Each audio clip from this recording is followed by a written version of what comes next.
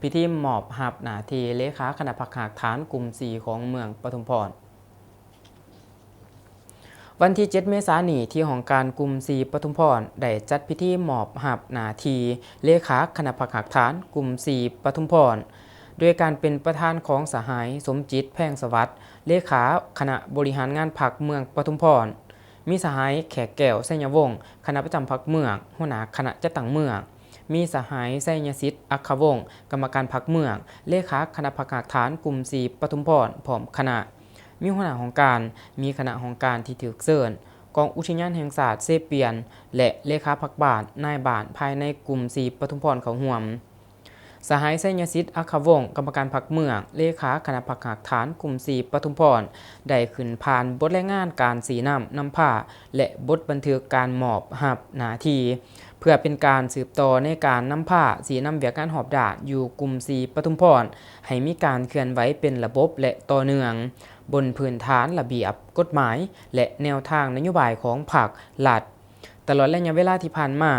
ภายใต้การนำผ้าสีน้ำในนามเลขาคณะผักหากฐานกลุ่ม 4 ปทุมพรก็ได้สุมถูกกำลังแห้งและสติปัญญาเข้าในการนำผ้าสีน้ำร่วมและก็มีผลสำเร็จอันผลเด่นอยู่ในหลายคงเขตเวียกงาน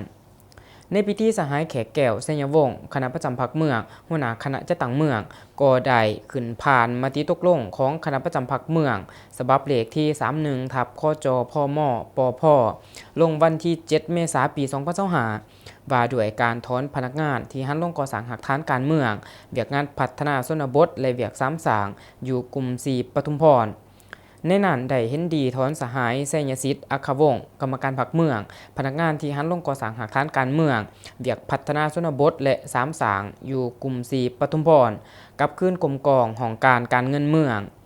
มติตกลงของคณะประจำพรรคเมืองปทุมพรฉบับเลขที่32ทับคจพมปพลงวันที่ 7 เมษายน ปี2025ว่าด้วยการแต่งตั้งรักษาการเลขาคณะผักหากฐานกลุ่ม 4 ปทุมพรในนั้นเห็นดีแต่งตั้งสหายพันโทค่ำแดงจันทจักรวงศ์ห้องเลขาคณะผักหากฐานกลุ่ม 4 ปทุมพรเป็นรักษาการเลขาคณะผักหากฐานกลุ่ม 4 ปทุมพร